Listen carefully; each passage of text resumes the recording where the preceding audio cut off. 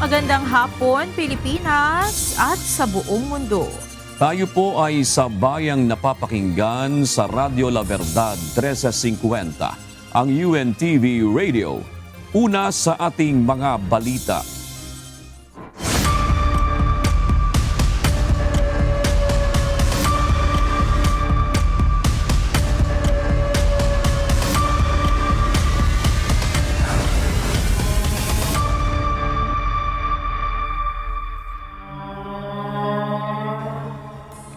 Maiiwasan ang pagkaantala ng proseso ng impeachment trial kay Vice President Sara Duterte kung epektibong maipatutupad ng presiding officer ng Senate Impeachment Court ang sub judice rule.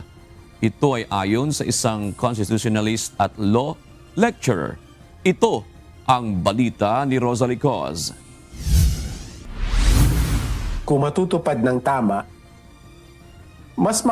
malamang mas makaka-focus tayo doon sa mga importanteng detalye, importanteng impormasyon.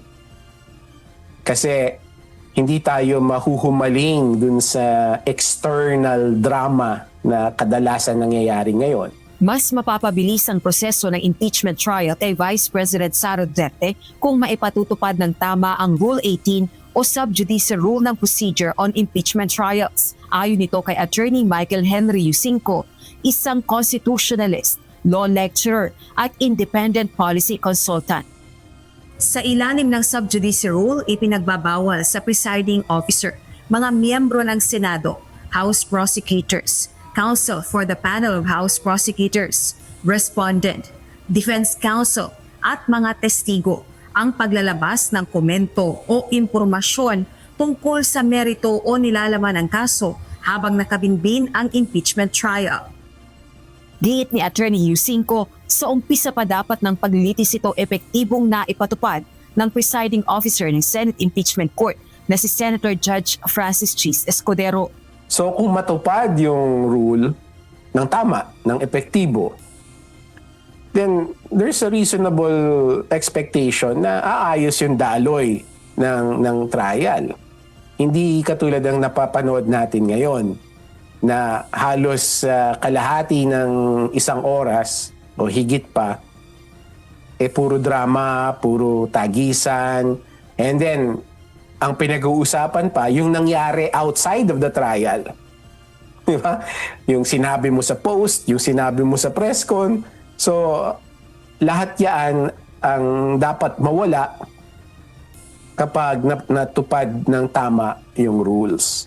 Gayunman, dismayado ang legal expert dahil sa mismong araw kung kailan ibinaba ng presiding officer ang ultimatum sa mga sakop ng sub judice rule, mayroon na agad mga paglabag. Particularly on the side of the senators na naging partial sa kanilang pagtatanong, naging partisan sa kanilang pagtatanong. Di ba kasama dun sa ruling sabi, judges must not just be impartial but appear impartial. Yun ang sabi, di ba? Tapos yung hearing, the very after that is puro mga partiality ang nakita natin from the senator. So, hindi magandang pangitain. Araw ng Martes ay ika-20 araw na ng impeachment trial. Halos magdadalawang buwan na ang paglilitis kay VP Duterte at nasa ikalawang article of impeachment pa lamang ang prosekusyon sa pagpresenta nito ng mga ebidensya at testigo. Rosalie Coz, UNTV News and Rescue. Diyos ang aming sandigan, serbisyo publiko ang aming pinahahalagahan. Maraming dapat sagutin si Attorney Michael Powa oras na siya'y humarap bilang testigo sa impeachment trial kay Vice President Sara Duterte. Nakatakdang humarap sa impeachment court si Attorney Powa para sumagot sa mga tanong kaugnay ng aligasyong maling paggamit ng confidential funds ng Department of Education sa ilalim ng Vice Presidente. Ito ang balita ni Evan Alvarez. Nila nung pondong yan na confidential at intelligence fund na bihirang-bihirang na ibibigay sa DepEd Secretary. Tama ba ang pagkakagastos? Yan ba ay may legal o illegal na basihan? Marami bang tanong na dapat masagot.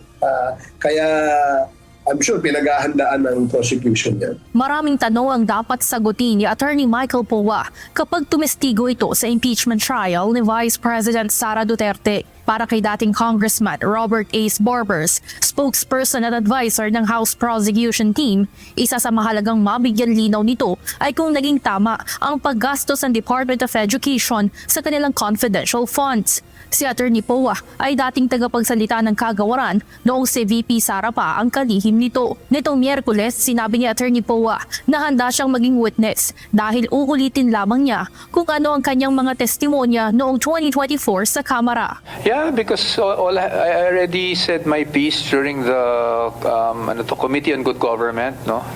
And basically it will just be a repetition.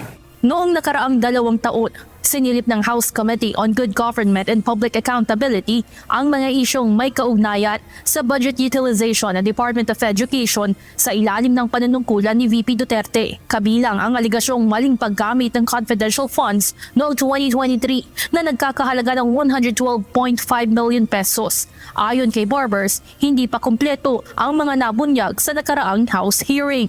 Marami ring dokumentong dumadaan sa kanya, no? Na sinusuri nila at maaaring pinipirmahan nila, and that must be made clear before the senator judges, no? Kasi nga ito bang pondong ito, halimbawa yung 125 million na yan sa DepEd, ang mayroong bang power o authority na gastusin yan ay si ASEC Michael Powa o yung mas mataas sa kanya? No? Yun, dapat maintindihan ng ating mga senator judges ito. Samantala at naniniwala rin ang panig ng prosekusyon na mahalaga ang magiging papel ni Colonel Manaros Buransing II at Colonel Magtanggol Panopio na ipinapatawag na ng impeachment court para tumestigo sa susunod na linggo. Matatahi na yung buong kwento, kumbaga. Makikita natin kung paano ginastos, saan napunta, ba't walang resibo, ba't walang additional information tungkol saan nagamit.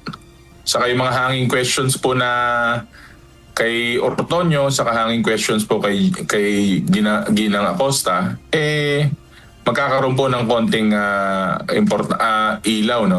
We will shed some light on these topics. Ang 2 opisyal ng Armed Forces of the Philippines ang ilan sa nilapitan umano ni dating DepEd Undersecretary Nolasco Mempin para hingian ng certifications na umano'y ginamit sa liquidation ng 15 million pesos na confidential funds ng kagawaran. Ngunit sinabi ng mga opisyal sa hearing ng House panel na hindi nila alam kung ano ang layunin ng mga certification na kanilang nilagdaan.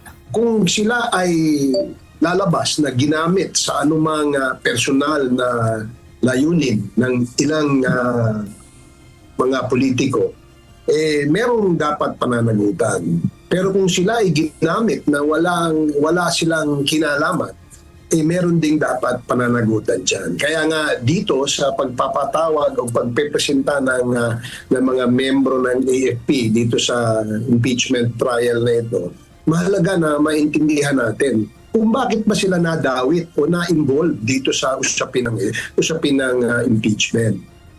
Nakaschedule na ang 2 na tumistigo sa impeachment trial sa darating na September 1. Posibleng sa susunod na linggo na rin humarap si Attorney Powa sakaling hindi makadalo ang 2 military official. Evan Alvarez, UNTV News and Rescue. Diyos ang aming sandigan, serbisyo publiko ang aming pinahahalagahan. Nanindigan si Senator Rodante Marcoleta sa orihinal na testimonya ni Orly Guteza ugnay ng flood control project scandal. Sa kabila ito ng pagbawi ng dating security officer ni Zaldico sa kanyang mga salaysay ukol sa umunoy pagdadala ng male-maletang pera sa bahay ni dating House Speaker Martin Romualdez. Sa inilabas na pahayag ng nakapiit na senador, kwestiyon niya ang bagong bersyon ng mga pangyayari ayon kay Guteza. Iginiit ni Senator Marcoleta na posibleng pinilit lamang itong baguhin ang kanyang naunang salaysay dahil sa mga banta sa kanyang pamilya.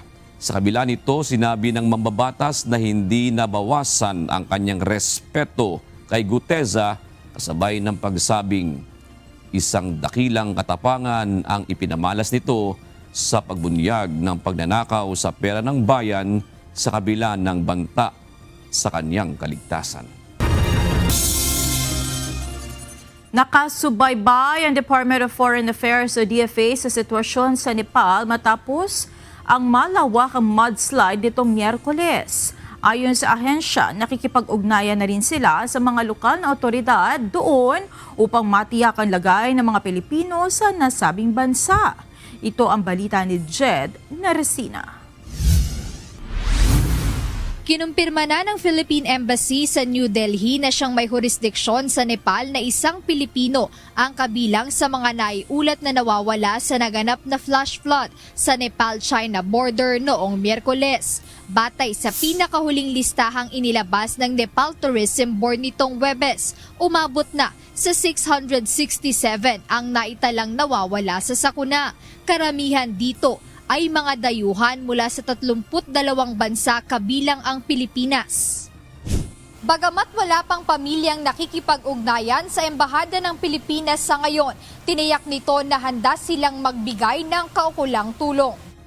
Sa inilabas na listahan ng Nepal Police, makikita ang pangalang Juan Carlos Manalo, isang lalaki mula sa Pilipinas na kabilang sa mga nawawala. Kasunod nito ay ang social media post mula kay Kiara Manalo na humihingi ng tulong para mahanap ang kanyang kapatid. Ayon kay Kiara, nawala na sila ng komunikasyon sa kanyang kapatid na isang doktor simula pa noong maganap ang flash flood sa Nepal border.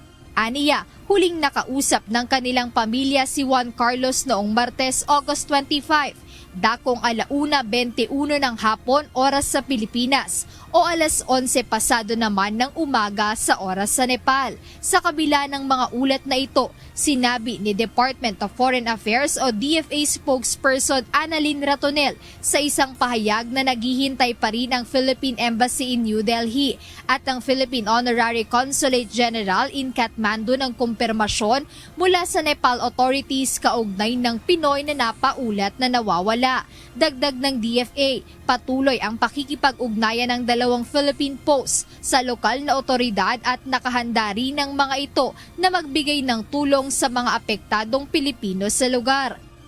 Samantala sa isang panayam, kinumpirma ni Consul General Maria Cincia Pelayo ng Embahada ng Pilipinas sa India na patuloy ang kanilang pakikipag-ugnayan sa Filipino community roon kasunod ng pananalasa ng baha nitong Miyerkules. Ayon kay Pelayo, karamihan sa mga Pilipino ay nakabase sa Kathmandu kung saan humigit kumulang 90% o nasa 128 na Pilipino sa Nepal ay mga kababaihang may asawang Nepali national.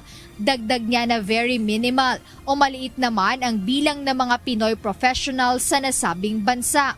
Sa ngayon ay mayroong nasa 540 na foreign nationals ang naiulat na nawawala sa nangyaring trahedya, habang nasa 127 na individual naman mula sa Nepal ang naiulat na nawala sa dambuhalang flash flood na rumagasa sa Nepal-Tibet border umaga ng Miyerkules. Jed Naresina, UNTV News and Rescue. Diyos ang aming sandigan, serbisyo publiko ang aming pinahahalagahan. Iniimbestigahan na ng Department of the Interior and Local Government o DILG ang nasa 200 tauhan at opisyal ng Bureau of Fire Protection of BFP. Ayon kay DILG Secretary John Vic Rimulya, kaugnay ito ng iba't ibang uri ng korupsyon sa ahensya, kabilang na ang slot for sale scheme sa recruitment ng mga bagong tauhan. Ito ang balita ni Leia Ilagan. Again, I am warning you. I am serious and I will go after all of you. Hindi ako matitigil hanggang makulong kayo lahat, matagal sa serbisyo, at kung ano mang kasama na ipatol sa inyo, ihatol sa inyo ng batas, ay hindi po ako titigil. We will clean this organization. Unti-unti nang tinatanggalan ng maskara ng Department of the Interior and Local Government ang lahat ng sangkot sa slot for sale scheme sa loob ng Bureau of Fire Protection. Ayon kay DILG Secretary John Vic Rimulya, hindi bababa sa 200 tauhan at opisyal ng BFP ang iniimbestigahan dahil sa talamak na korupsyon sa recruitment process. Kabilang sa sinisiyasat at inalis sa pwesto ang Deputy Regional Director for Administration ng Region 4A o Calabarzon. Ito ang tinutukoy na kasabwat ng isang Senior Fire Officer 1 na nahuli noong nakaraang araw ng Criminal Investigation and Detection Group sa San Fernando, Pampanga. Relieved na of position, relieved na from responsibility, pero on restricted duty sila while the investigation is going on. Sinabi ni Secretary Remulla, nasa 100,000 piso hanggang 800,000 piso ang hinihingi ng mga ito sa mga aplikante para makapasa sa proseso.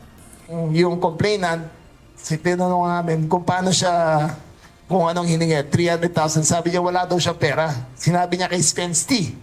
Ang sabi ni Spensty, okay lang yan. May AFSFLY naman eh. Pwede kang umutang pagkatapos para bayaran kami. Para mabayaran mong utangan mo. So nakikita nyo, kung sa pinapanganak ka pa lang sa institusyon, ay corruption na pinapasok mo. Corruption ka na habang buhay, di ba?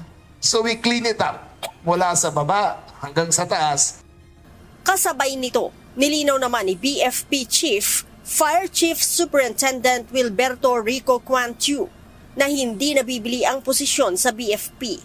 Inuulit ko po, walang bayad ang pagpasok sa aming ahensya. Libre po to, magsumikap kayo kung kayo ay karapat-dapat matanggap. Subalit kung pumasok kayo sa ganitong anomalya, may paglalagyan din po kayo.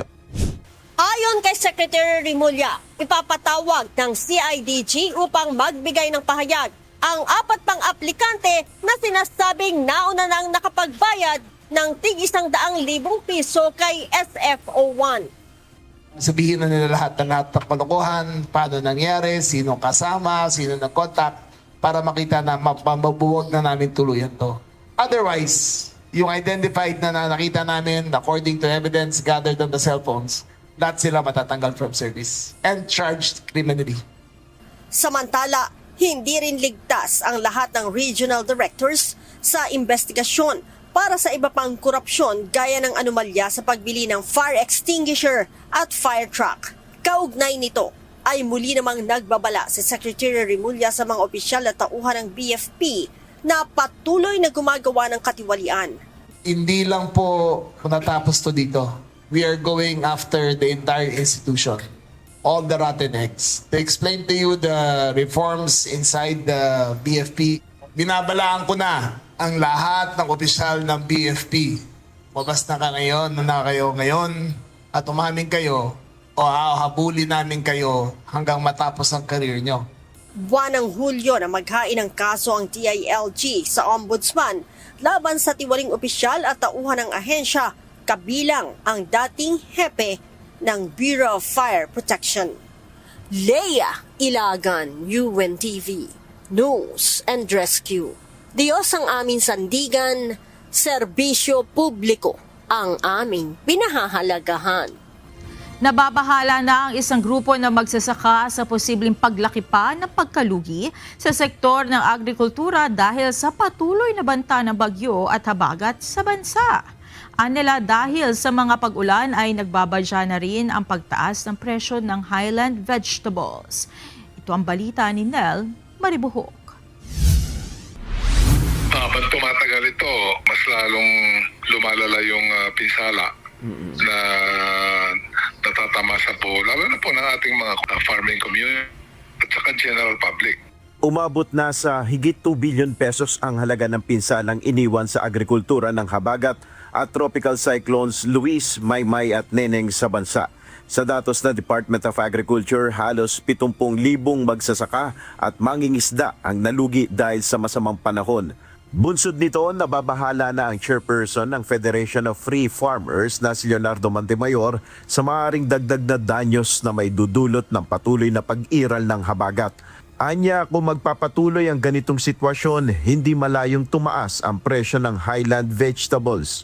Ang area na medyo para bahala, yung supply po at saka yung presyo po ng gulay, lalo na po galing po sa ating mga matatas na lugar, like kagaya po sa Benguet Province at Cordilleras. But other than that, so far sa palay naman, talagay ko kaya naman po natin makabangon. Kaya naman panawagan ng grupo gawing mabilis ang pamamahagi ng insurance payment sa mga magsasaka na nasira ang kanilang mga pananim. Bukod sa kulang pa rin ay yung timeliness.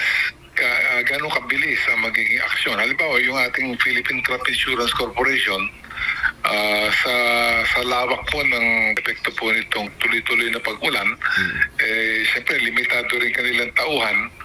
So magkakaroon po ng impact yan in terms of ability ng PCIC na kumilos ng mabilis. Sa kabila naman nito, ayon kay Montemayor, nakakatulong rin ang mga pag-ulan para mapuno ang mga dam at mapaghandaan ang banta ng El Nino sa huling bahagi ng taon. Since patuloy din ang pagbuhos ng ulan, nakakatulong ito sa pagpuno ng ating mga malalaking dams. Kasi for a while, ang malaking worry ay baka pagtuloy-tuloy po yung bababa po yung water level sa mga dam, mawawalan tayo ng source ng patubig sa mga darating na mga panahon. Ayon sa DA, higit 600 million pesos na ng halaga ng agricultural inputs tulad ng binhi ng palay, mais at gulay ang kanila nang naipamahagi. Nagpadala rin ang ahensya ng Kadiwa Trucks upang tumulong sa transportasyon ng agri-products sa mga apektadong lugar. Nel Maribuhok, UNTV News and Rescue, Diyos ang aming sandigan, serbisyo publiko ang aming pinahalagahan. Sisimulan na ng Department of Public Works and Highways o DPWH ang pagpaplano para sa gagawing malakihang flood control project sa lalawigan ng Pampanga, partikular sa Pampanga River. Kanina, nag-inspeksyon si Public Works Secretary Vince Tizon sa bahagi ng ilog sa Santo Tomas, Pampanga upang obserbahan ang ilog para sa gagawing flood master plan ng ahensya. Ito ang balita ni UNTV News and Rescue Responder Denchi Andres. Ang importante, kailangan aralin ng mabuti kasi nagbago na ang klima eh. Di ba yung ulan 20 years ago, hindi na pareho ng ulan ngayon. Kailangan ng masusing pag-aaral bago magsagawa ng anumang hakbang o proyekto sa alinmang bahagi ng Pampanga River, ayon kay Public Works and Highways Secretary Vince Dizon.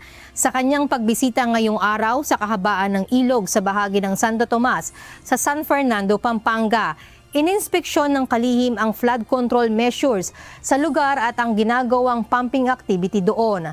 Ayon sa kalihim, pag-aaralan nila ang pagkakaroon ng maayos at angkop na flood control master plan sa Pampanga River Basin. Gayunman, kailangan anyang isaalang-alang ang pagbabago ng panahon upang makagawa ng angkop na solusyon sa pagbaha sa lalawigan.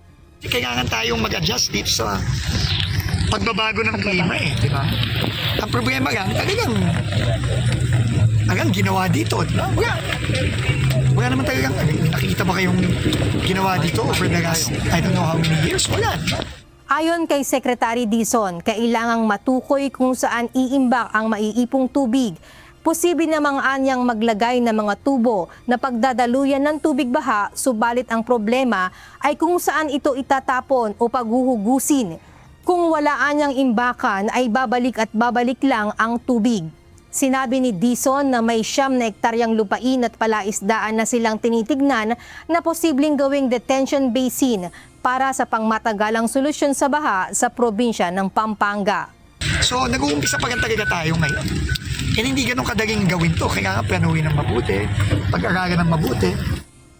Samantala, nakatakdang makipagpulong ang kalihim sa mga opisyal ng Pampanga government upang agad magawa ang mga plano at nang masimulan agad. Dency Andres, UNTV News and Rescue. Diyos ang aming sandigan, serbisyo publiko ang aming pinahahalagahan. Isang malaking hamon sa isinagawang search and rescue operation sa mga nawawalang katutubo sa Zambales ang masamang lagay ng panahon ayon sa Philippine Coast Guard. Bukod dito, dagdag pahirap din ang malabong tubig sa Mapanuepa Lake kung saan huling namataan ang mga ito. Ito ang balita ni Ryan Lacanlale. Naniniwala po kami na ang bawat segundo ay mahalaga. We are exerting all our best efforts para mahanap pa po ang tatlo pang individual na atin pong hinahanap ngayong araw.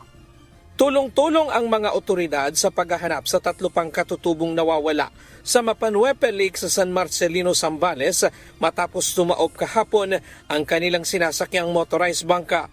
Kabilang sa mga pinaghahanap ay isang matanda at 2 menor de edad. Although kanina, alas 11 ng umaga, meron tayong natanggap na information na isang sighting ng isang katawan sa bandang area ng Mapanuepe Campsite Phase 2. So ngayon ay papunta na rin po ang ating mga search to verify the information. Magkakatuwang ang mga rescuer mula sa Philippine Coast Guard, Philippine National Police, Bureau of Fire Protection, lokal na pamahalaan at Disaster Risk Reduction Management Office ng Zambales sa search and rescue operations. Nagpadala na rin ang Philippine Coast Guard ng divers para tumulong sa paghahanap, ngunit hamon sa kanila ang masamang panahon at malabong tubig sa lawa. So kung ibababa rin natin sila, definitely wala rin tayo makikita. So inaantay lang natin na gaganda yung panahon. Dahil kanina, nung isinakay natin sila, ay halos zero visibility rin sa area. Naka-standby din ang mga divers sakaling bumuti na ang lagay ng panahon sa lugar. Sa ngayon, tuloy-tuloy ang kanilang surface search and rescue operations sa paligid ng lawa kung saan lumubog ang motorbangka at kalapit na lugar. Sabi ng PCG, tinatayang nasa 24 na metro ang lalim ng lawa at may lawak ito na 600 hektarya. Dati itong komunidad at nabuo simula nang pumutok ang bulkang Pinatubo. Ayon sa Philippine Coast Guard, hindi karaniwan ang ganitong kondisyon sa Mapanuepe Lake dahil naturally wala namang malalaking alon sa lawa. Galing sa isang community health center activity sa Barangay Buhawen ang mga biktima para kumuha ng pagkain, gamot at magpabaksin nang mangyari ang insidente. 6 na ang naitalang nasawi, kabilang ang 3 matatanda at 3 bata. Nakaligtas naman ang 4 at 3 pa ang nawawala at patuloy na pinaghahanap. Ryan Lacanlale, UNTV News and Rescue. Diyos ang aming sandigan, serbisyo publiko ang aming pinahahalagahan. Narito naman ang mga balita sa iba't ibang panig ng mundo. Ihahatid ng ating global correspondent na si Mariel Latoza na nasa Perth, Australia.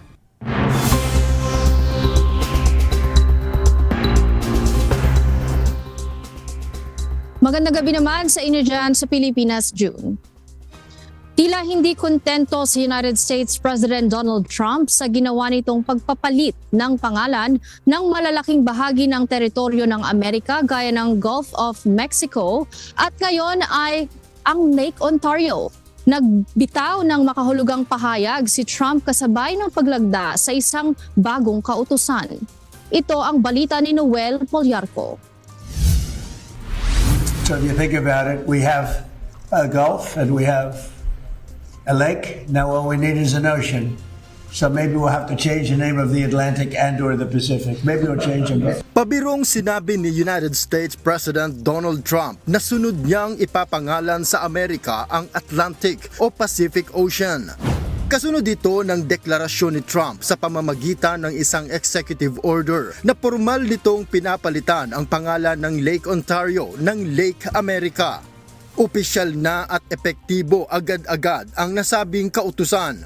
I guess the purpose of this more than anything else is we're going to be changing the name of Lake Ontario, effective immediately to Lake America. Ayon kay Trump, walang saysay na ipagtanggol ang Canada gayong hindi naman sila nito kayang tulungan. Dismayado ang US leader sa aniya ay hindi maayos na pagtatrabaho ng mga leader nito. Canada's been ripping us off for a long time on trade. Very sad. Even the military, we defend Canada for nothing. We don't get anything. They don't pay us to defend Canada, but we defend Canada. We love the people of Canada. I don't think their representatives do an appropriate job. Maybe they'll change. So we're going to be doing tariffs on their cars that are coming in at a substantial level because we want to make the cars here. Agad namang naglabas ng kautusan ng United States Geological Survey o USGS ng anunsyo na opisyal na nitong pinapalitan ng pangalan ang Lake Ontario sa lahat nitong mga dokumento. Binibigyan naman ng 30 araw si Interior Secretary Doug Burgum kasama ang Board of Geographic Names na palitan at alisin na sa Federal Geographic Names Information System ng Amerika ang Lake Ontario. Gayunman, hindi saklaw ng kautusan ang bahagi ng lawa na nasa teritoryo ng Canada. Ang Lake Ontario ay pinaghahatian ng New York sa Amerika at Ontario sa Canada. Binatikos naman ni Canadian Prime Minister Mark Carney ang hakbang na ito ni Trump. Aniya, mahigit 400 taon nang ginagamit ang pangalan ng Lake Ontario sa nasabing lawa. Kasing tanda na aniya ng pagkakatatag ng kani-kaniyang pamahalaan ng dalawang bansa. Gayunman, tanggap aniyan niya na malaki na ang ipinagbago ng Amerika at ng kanilang relasyon na dating magkasangga. Sa ngayon, hindi magbabago at mananatili para sa mga Canadian ang katawagang Lake Ontario. Hindi ito ang unang pagkakataon na tangkain ni Trump na baguhin ang pangalan ng isang major body of water sa mapa. Noong unang araw niya, sa ikalawang termino, agad binago ni Trump ang pangalan ng Gulf of Mexico sa Gulf of America sa pamamagitan ng Executive Order 14172. Noel Polyarco, UNTV News and Rescue. Diyos ang aming sandigan, serbisyo publiko ang aming pinahahalagahan. Nagpaliwanag ang Russia kaugnay ng balitang pag-atake nito sa ilang miyembro ng European Union o mga bansa sa Europa. Kasunod ito ng pagbisita ni Central Intelligence Agency o CIA Chief John Ratcliffe na umano'y binawalan ng Russia sa pagkanti sa kanilang mga kaalyado. Ito ang balita ni Bradley Rubuza. Таких страшилок сейчас очень много публикуется.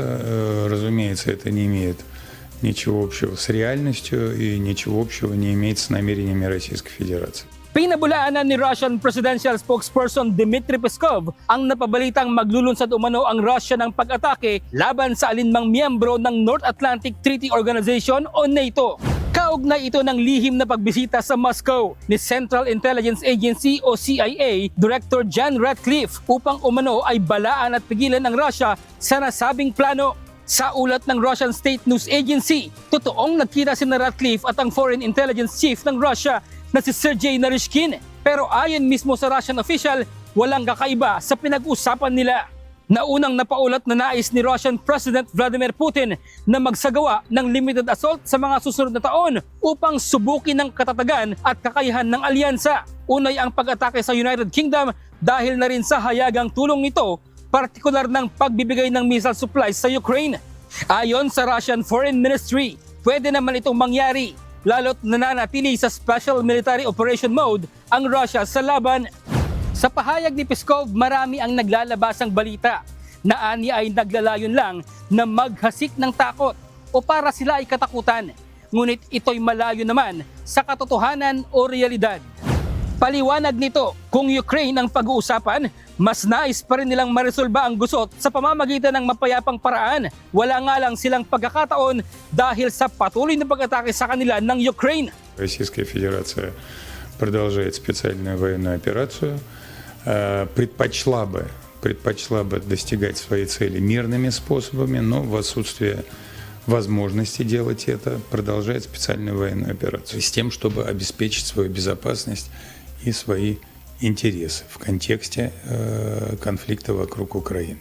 Binatikos din ng opisyal ang European backers ng Ukraine dahil sa mabibigat na sanctions ng mga ito na sila ring nagpapakalat ng mga balitang hindi naman totoo.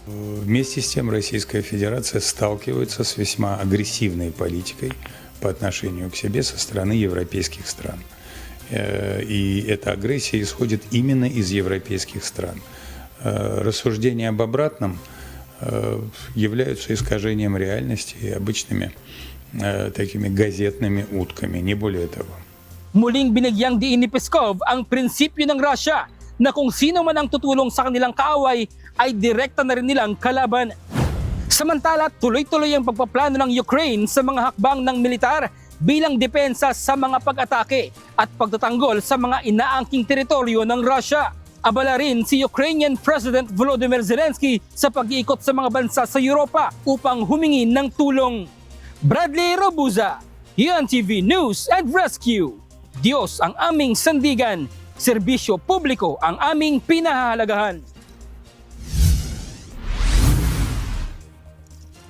Pumanaw na si King Harald V ng Norway sa edad na 89. Siya ang itinuturing na pinakamatandang monarkiya sa Europa. Ayon sa Royal House of Norway, pumanaw si King Harald umaga ng Biyernes araw sa Norway. Siya ay naglingkod ng 35 taon sa trono mula nang umupo bilang hari noong 1991. Pinalitan siya ng kanyang anak na si Crown Prince Haakon bilang bagong monarkiya ng Norway habang ang kanyang apo na si Ingrid Alexandra ang magiging heir to the throne ng Norway. Ilang heads of the state sa Europa ang nagpahayag ng pakikiramay sa pagpanaw ng hari. Kabilang dito si King Charles ng United Kingdom, si King Willem Alexander ng the Netherlands, European Commission President Ursula von der Leyen, at si North Atlantic Treaty Organization o NATO Secretary General Mark Rutte. May panibagong banta ng flash flood sa border ng Tibet at Nepal kasunod ng babala ng Chinese government na muling pag-apaw ng tubig sa isang dam sa kanilang bahagi. Dahil dito, pansamantalang ipinagpaliban ang ginagawang rescue operation sa magkabilang bahagi ng border. Ito ang balita ni Marge Pelayo. Isa-isa nang nailalabas ng mga rescuer ang mga individual na natrap sa loob ng Rasuwa Hydropower Project, 2 araw matapos ang mudslide noong Miyerkules sa border ng Nepal at Tibet. Ayon sa ulat, nasa 100 manggagawa ang hinihinalang naiwan sa loob ng matabunan ang dam. Sa ulat ni Chinese Foreign Ministry spokesperson Lin Jiang, nasa 260 foreign nationals ang naitalang nawawala sa kanilang bahagi ng border sa Girong Port. Sa inilabas namang listahan ng Department of Tourism ng Nepal, 537 na mga dayuhan ang nawawala sa Nepali border sa Rasuwa Port. Hindi pa kasama ang libo-libong residente na natabunan o posibleng naanod na ng rumaragasang yelo, putik at tubig mula sa bundok. Ayon sa isang eksperto, imposibleng makaresponde agad sakali mang makahingi ng tulong ang mga nasa mababang lugar sa ganoong sitwasyon. It may be that you only have tens of seconds, and it's highly unlikely that even if people get a phone message, their first question would be, is this for real? You know, it would take time for people to actually act upon any signaling like that. Kaya inaasahang tataas pa ang bilang ng mga nasawi at nawawala sa mga susunod na araw. Samantala, pansamantalang ipinagpaliban ng Chinese government ang search and rescue operations dahil sa ulat na muling pagragasa ng tubig sa dam sa border ng Tibet. Dahil dito, nagbabala rin ang Nepali government sa lahat ng mga rescue worker at mga volunteer sa Nepali border na maging alerto sa posibleng panibagong flash flood. Ayon naman kay United States President Donald Trump, nakahanda ang Amerika na magpadala ng tulong anuman ang hingi ng mga pamahalaan. It's terrible. No, and we've called Nepal. We've offered any help that they need. That's a terrible thing. No, we are sending aid, and we've spoken to the leadership, and we let them know anything they want, we'll have. Ang bansang Australia naman ay nagpadala na rin ng mga ekspertong kabilang sa humanitarian team upang makatulong sa Nepalese government at sa mga apektado ng trahedya. Marge Pelayo, UNTV News and Rescue. Diyos ang aming sandigan, serbisyo publiko ang aming pinahahalagahan. At yan ang mga balita mula sa iba't ibang panig ng mundo. Mula rito sa Perth, Australia, ako si Maria Latoza. Magandang gabi. Nagkasundo ang mga kumpanyang Meta at Roblox na palakasin ang kani-kanilang online safety features kontra sa mga tinatawag na groomers na humihikayat sa mga menor de edad para gumawa ng krimen. Ito ang natalakay sa ginawang pulong ng mga delegado ng Pilipinas kasama ang mga kinatawan ng 2 social media giants sa Singapore. Ito ang balita ni Benedict Samson. Kung tutuusin lang, kung ako ang tatanong, opinion lang, gusto ko tanggalin kasi nakakaano sa mga bata Yan yung nag-i-influensya sa mga bata para gumawa ng krimen. Kaya para sa akin, i-ban na lang siguro. Mas mainam na alisin na lang kaysa magpatupad ng mahigpit na age identity at verification. Ito ang opinyon ng magulang na si Edwin Aleguas, bunsod ng mga balita ng krimeng kinasasangkutan ng ilang menor de edad dahil sa impluensya ng umano'y groomers online. Kaya naman para matiyak na hindi maiimpluwensyahan ng kanyang anak, binabantayan niya maigi ang mga ito habang gumagamit ng cellphone. Siguro panonoodin ko sila, mga isang oras lang, ganun. YouTube lang, hindi naman masyadong tsaka nire-restrict ko yung mga hindi dapat nila panoorin. Tsaka yung mga games na violente. Ganun po, dinidelete ko sila.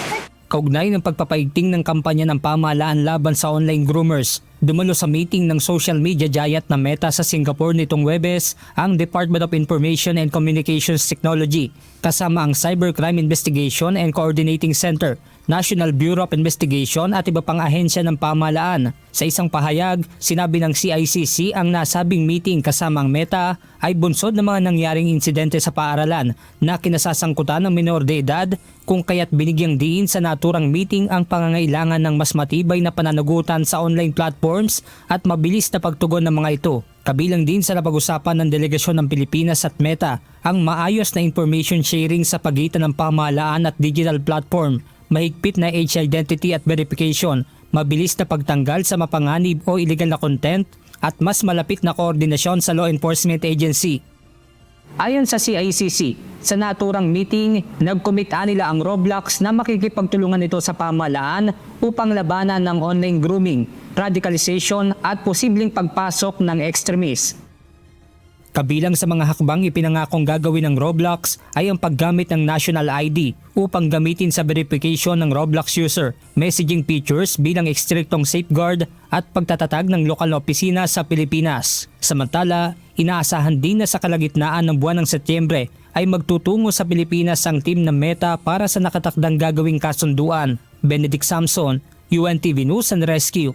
Diyos ang aming sandigan, serbisyo publiko ang aming pinahahalagahan. Plano ng Department of the Interior and Local Government na bumuo ng Quick Reaction Forces para mabilis na makatugon sa mga banta sa seguridad ng mga mag-aaral. Kaugnay ito ng mga nangyaring pamamaril sa ilang eskwelahan sa bansa sa nakalipas na 2 buwan. Ito ang balita ni Lea Ilagan.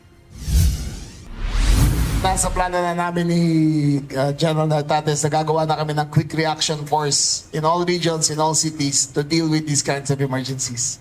Mabilis na pagresponde sa emergency situation sa mga paaralan. Ito ang nais magawa ng Department of the Interior and Local Government o DILG para masiguro ang seguridad sa mga eskwelahan sa buong bansa.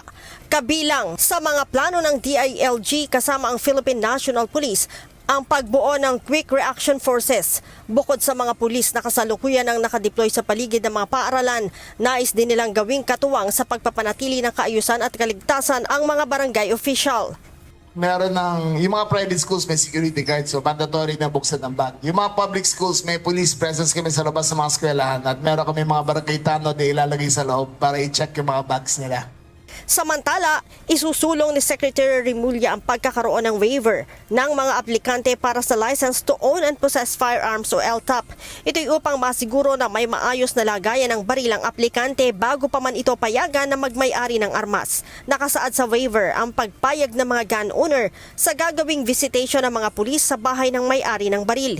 Ito'y upang matiyak na mayroong maayos na safekeeping ang mga ito at maiwasang mapasakamay ng mga hindi otorisadong individual. The Supreme Court gave a ruling before that it is intrusive upon the nature of the police to search the homes of gun owners. I will appeal that ruling. It will not be done by a search warrant, but rather they should sign a waiver that at any time in 1 day's notice, pwede na silang i-inspect. We do not mean to catch them as criminals. We just want to make sure that their safekeeping of firearms are done in the proper way, na may facility sila. Lea Ilagan, UNTV News and Rescue. Diyos ang aming sandigan, serbisyo publiko ang aming pinahahalagahan.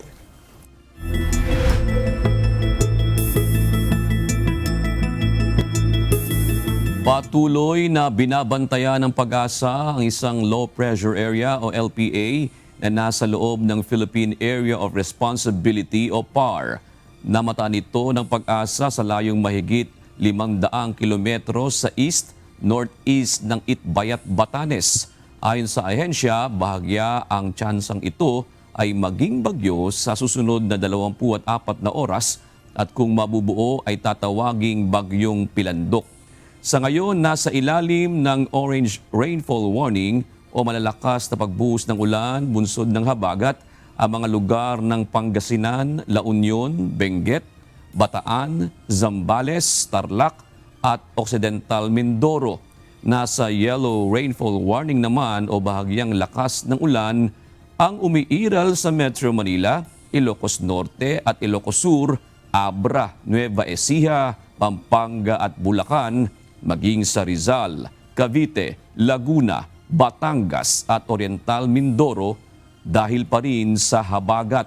Samantala, isa pang LPA sa labas naman ng PAR ang minomonitor din ng ahensya na may posibilidad ding maging isang tropical depression sa susunod na 24 na oras. Duda ang Office of the Ombudsman sa dahilan ni Senator Loren Legarda kung bakit ito nag-extend ng leave of absence. Nananatili pa rin sa ibang bansa ang senadora kasama ang anak nitong si Congressman Leandro Legarda Leviste. Samantala, pinasasagot na ang dalawang mambabatas ng ombudsman sa mga aligasyong kaugnay ng maanumalyang solar energy projects na inuugnay sa kanila. Ito ang balita ni Evan Alvarez. Well, kung talagang meron siyang serious illness, sana isa lang po yung hiningi niya na medical leave, hindi yung pa-extend, no? And that is the only reason why the Office of the Ombudsman had to flag that type of pattern. Duda ang Office of the Ombudsman sa sinasabing seryosong sakit ni Senator Loren Legarda matapos ilang beses nang mag-extend ang kanyang medical leave sa Senado. Halos mag-iisang buwan na mula nang una itong mag-file ng leave noong August 3. Nag-request ito ng extension mula August 17 to 19. Muli itong humiling na mapalawig ang kanyang leave mula August 24 hanggang August 26. At nitong linggo, muli siyang nagpaabiso na palalawigin muli ang kanyang medical leave mula September 1 hanggang September 2, 2026.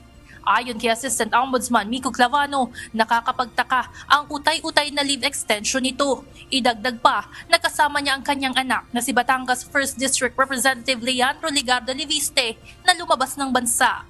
Dahil it's really very suspicious na nandiyan po sila at meron tayong kaso dito na kailangan sumagot na sila, kailangan mag-appear na sila, at yun pa yung time na lumabas sila ng bansa. Kasalukuyang nasa preliminary investigations ng Ombudsman ang mga reklamong plunder at graft laban sa mag-inang mambabatas dahil sa umano'y maanumalyang solar energy projects. Ayon kay Assistant Ombudsman Miko Clavano, hinihingi na ng kanilang tanggapan ng counter-affidavit o kontrasalaysay ng mga respondent. So, sa tingin ho ng Office of the Ombudsman, sana po meron din tayong say, no, na sana wag na muna kayong lumabas ng bansa. Sana po ay manatili muna kayo dito sa bansa para po medyo maliwanagan po tayo doon sa nangyari at maliwanagan din ang taong bayan sa katotohanan. Una nang sinabi ni Senate President Sherwin Gatchalian na may iniindang serious illness o matinding karamdaman ng senador at mula nang mag-leave ang senadora, hindi na muna ito tumatanggap ng sahod. Wala pa rin impormasyon ng liderato ng Senado kung kailan babalik si Senator Legarda. Evan Alvarez, UNTV News and Rescue. Diyos ang aming sandigan, serbisyo publiko ang aming pinahahalagahan.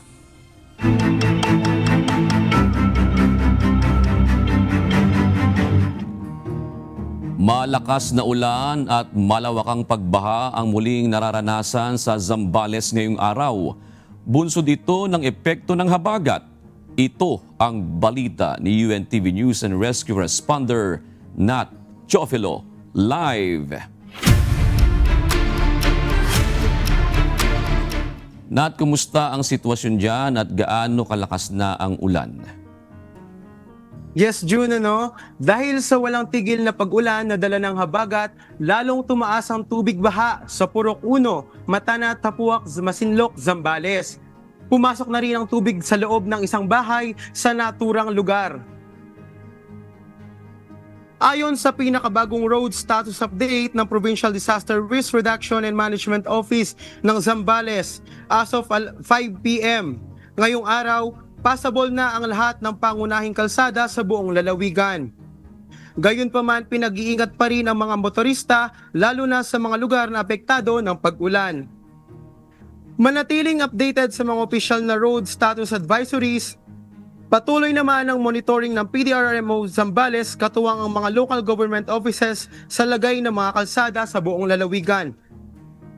Binahari ng ilang kalsada sa Barangay East, Bagak, Olongapo City, gayon din sa Rotonda dahil sa walang tigil na pag-uulan.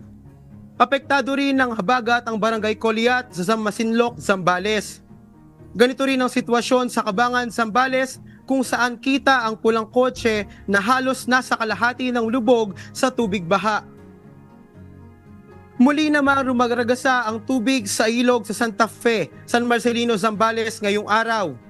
Pinasok rin ng tubig baha ang mga kabahayan malapit sa National Highway ng Barangay Mabanglit, Cabangan, Zambales dahil sa tindi ng lakas ng agos ng tubig. Halos mag-zero visibility sa bahagi ng Subic-Clark Tarlac Expressway dahil sa pagbuhos ng malakas na ulan dulot ng habagat. Kanina, pasado 2:00 ng hapon, matinding pagsisikip ng trapiko ang nararanasan sa NLEX northbound papalapit sa San Fernando exit. Ramdam na ang mabigat na daloy na trapiko bago pa man makarating sa exit na nagdudulot ng mabagal na pag-usad ng mga sasakyan. Ang dahilan ng matinding trapiko ay ang pagbaha sa Hasa Road dulot ng malakas na pag-ulan. Samantala, isang landslide ang naitala sa isang bahagi ng ECTEX na biyaheng papuntang Zambales. Kasalukuyang nagsasagawa ng clearing operations ang ECTEX management upang alisin ang mga lupang gumuho at maliliit na batong nakaharang sa bahagi ng expressway. Ang naturang insidente ay maaaring magdulot ng panganib at aksidente sa mga motorista, lalo na dahil sa mga lupang nakakalat at maliliit na batong maaaring maging sagabal sa daanan. Samantala, mahina hanggang sa malalakas na pag-uulan at hangin ang nararanasan dito sa Orani, Bataan. Yan muna ang update. June, balik sa inyo dyan sa studio. Maraming salamat na Teofilo. Muli na namang rumagasa ang tubig mula sa Pampanga River. Hindi lamang apektado nito ang mga bahay malapit sa ilog kundi maging sa ilang karatig lugar. Mula sa Pampanga, ito ang balita ni UNTV News and Rescue Responder Dency Andres live. Dency, ano naman ang lagay ng panahon dyan sa Pampanga at kumusta ang level ng tubig baha? Yes, June, hindi pa man humuhupa ang mga pagbaha. Dala ng mga bagyo at habagat noong nakaraan na 3 linggo, bumagsak na muli ang mga malalakas na pag-ulan ngayong araw dito sa Pampanga. Kaya ang ilan sa mga barangay sa San Fernando nakaranas muli ng mga pagtaas ng tubig. Nagpasaklolo na ang ilang residente sa Pampanga dahil sa baha, dulot ng muling pagbuhos ng malakas na ulan. Ongoing ang rescue operation sa mga residente sa San Fernando na nasa low-lying areas. Sa video nakuha ni Rockwell Pingul de Leon, halos umapaw na ang tubig sa Santo Cristo Dam sa Barangay Santa Rita, Lubao, Pampanga. Nasira at bumagsak rin ang ilang bahay na nasa gilid ng Santo Cristo Dam sa Lubao, Pampanga. Sa kuha ng Barangay Anunas, Angeles City, pansamantala namang sumulong o sumilong sa ilalim ng tulay ang ilang mga motorista dahil sa ulan. Kita rin ang malakas na agos ng tubig sa ilog. Kaugnay nito, nagpalabas ng anunsyo ang SIPOSCO o City Public Order and Safety Coordinating Office hinggil sa mga maaaring daanan ng mga motorista. Not possible sa ngayon ang MacArthur Highway, Vista Rica at Sampaloc area, Dolores. Samantala, maaaring makadaan ang sa St. Jude MacArthur Highway. June, yan muna ang update mula dito sa Pampanga. Ingat kayo dyan, Dency Andres, dahil bukas ay mas malalakas na pag-ulan ang inaasahan.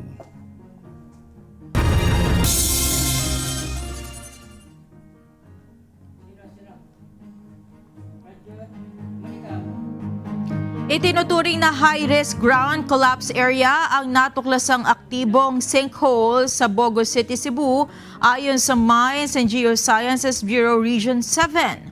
Ang naturang sinkhole sa Barangay Guadalupe, Bogo City ay patuloy pang lumalawak. Sa ngayon ay may sukat ng 15 by 25 meters. Ayon sa ahensya, may naririnig pa silang pag-ugong at pag-agos ng tubig sa loob ng sinkhole, indikasyong malawak ang underground cavity system nito. Inirekomenda ng mga otoridad ang paglalagay ng no entry buffer zone 20 metro mula sa sinkhole at magsagawa na ng preemptive evacuation lalo't muling lumalakas ang ulan. Dalawang magkahiwalay na insidente ng umano'y student violence ang iniimbestigahan ngayon ng Baguio City Police Office.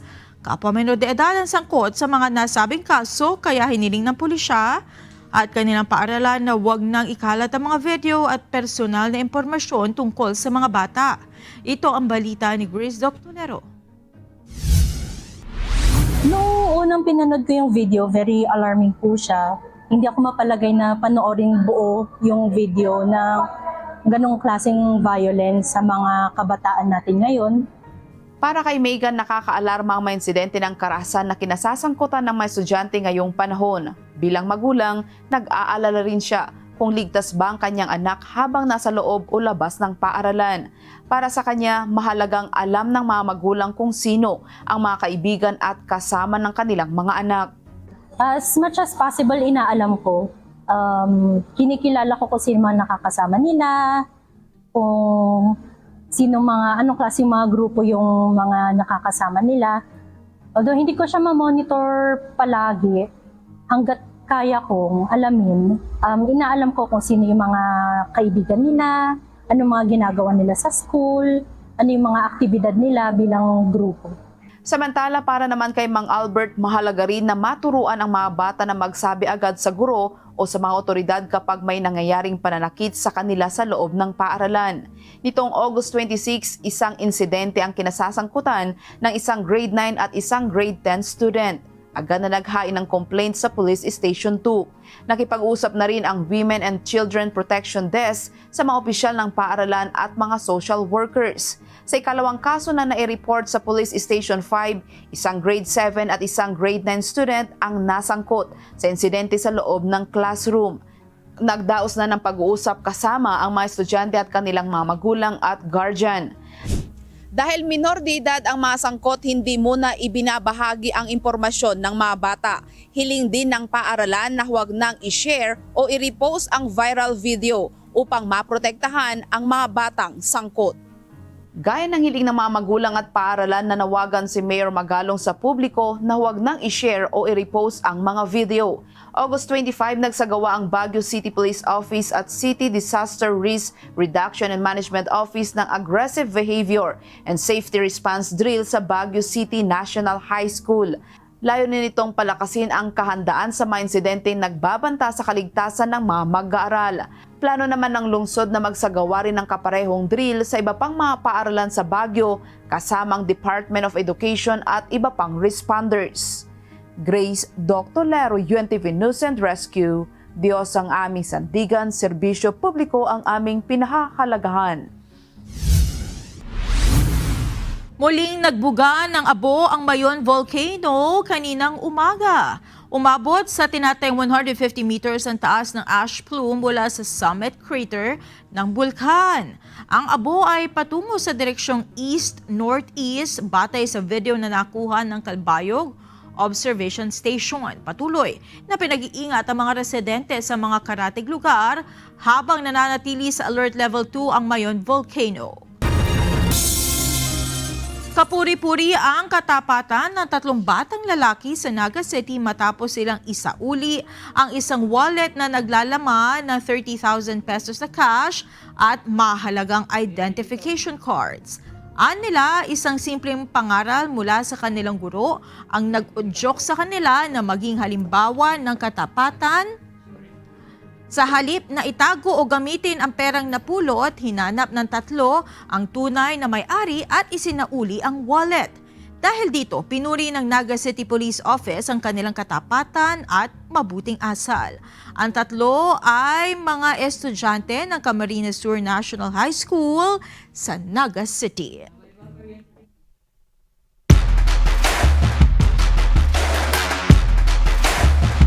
Puspusa na ang paghahanda ng PNP responders para sa panibagong season ng Executive Face-Off.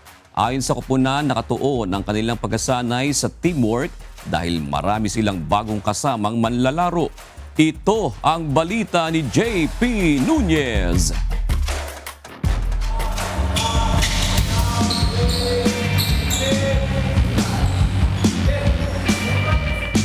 Sisikapin ng PNP responders na sungkitin ang kampyonato sa panibagong season ng UNTV Cup Executive Face-Off. Puspusan na ang kanilang pagsasanay para sa panibagong season ng liga. Ayon sa kanilang coach, sinisikap nilang mabuo ang teamwork ng koponan dahil marami sa kanilang mga manlalaro ngayon ay bago. Most naman sa mga players ko marunong mag-basketball at naglalaro ng basketball. So madali sa kanila mag-adjust kung ano dapat papagawa namin mga coaching staff. And yun lang, pag-aaralan ulit namin, back to zero kami. Pinili ng PNP responders ang mga opisyal ng kanilang ahensya na malapit lamang sa kanilang headquarters dito sa Metro Manila upang hindi sila mahirapan sa schedule ng mga pagbiyahe. Nakafocus din sila sa conditioning ng mga player dahil mayroon sa mga ito ang matagal nang nagpahinga sa laro ng liga. Prepare din tayo kasi medyo maedad na, so prepare din tayo ni Coach Bong physically, no, para pagdating ng tournament, the actual tournament, naka-ready tayo physically, mentally, and of course the team also. So kailangan naming yung chemistry ng bawat isa, lalo-lalo na may mga bago tayong nire-record. Magpupursige ang responders na makuha ang mas malaking papremyo upang makatulong sa kanilang mapipiling benepisyaryo. Susubukan namin ayusin yung laro palagi para makuha kung ano man yung karapat-dapat namin makuha at mai-donate or maibigay yung prize para sa aming mga beneficiaries. Bukod dito, mahalaga rin sa kanila na makasama sa liga ang iba pang mga matataas na opisyal ng gobyerno mula sa isang liga.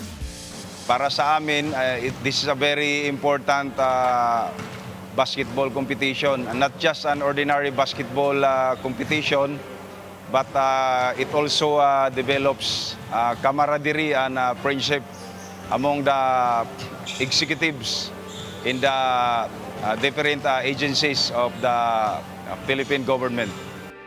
Sa susunod na linggo, September 6, ang nakatakdang pagbubukas ng panibagong season ng UNTV Cup Executive Face-Off sa PhilOil Arena sa San Juan City. Suportahan nyo po and sigurado pong makakapanood na naman kayo ng ma-action na labanan. JP Nunez, UNTV News and Rescue. Diyos ang aming sandigan, serbisyo publiko ang aming pinahahalagahan.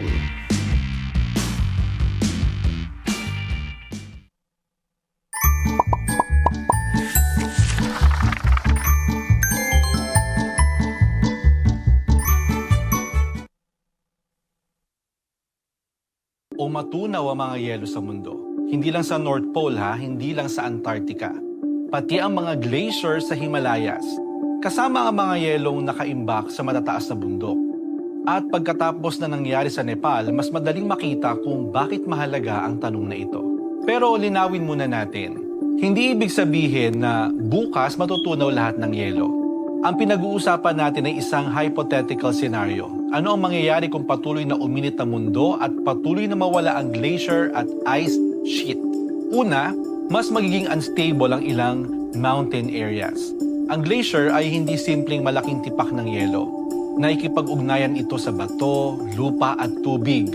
Kapag nagbabago ang yelo at permafrost sa mataas na bundok, maaaring tumaas ang panganib ng landslides, avalanche at mga kaugnay nito.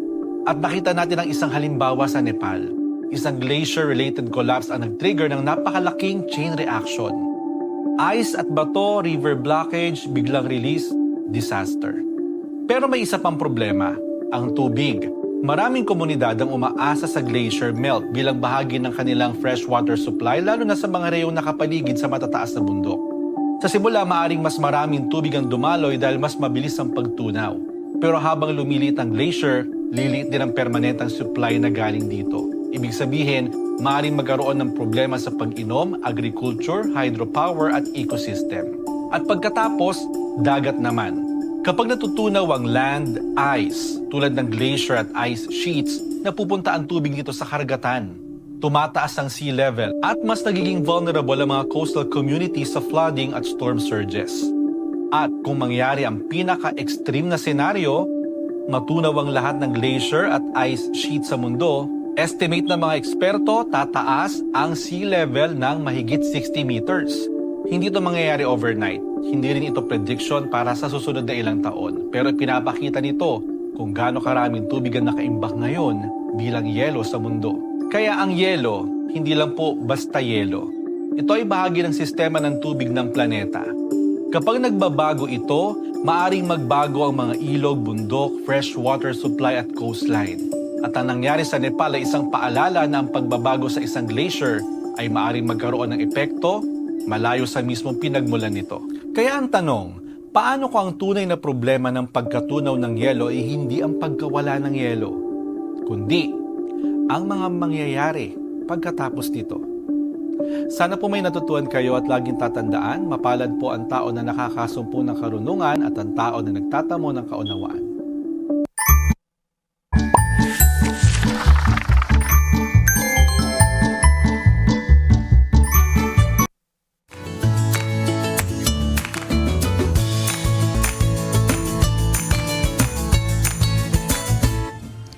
Narito po ang ating mga naging kausing ngayong araw ng Biyernes. Salamat po at shout out kina Feliciano Salandanan, Clemente Naidas at Alex Manalo.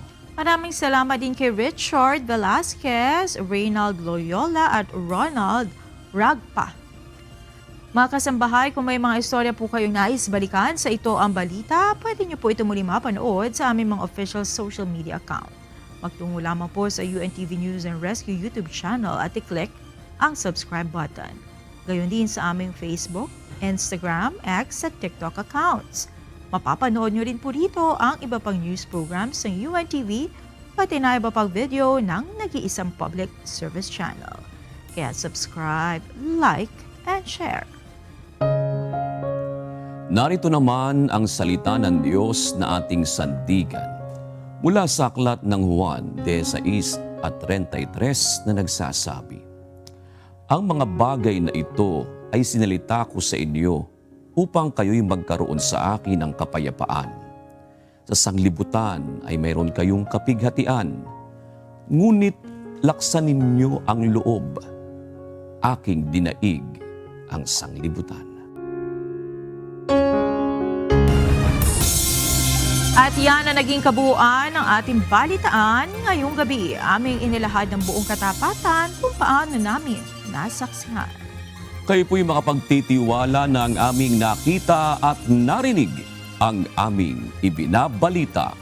At dito po sa UNTV, Diyos ang aming sandigan, serbisyo publiko ang aming pinahahalagahan. Magandang gabi po.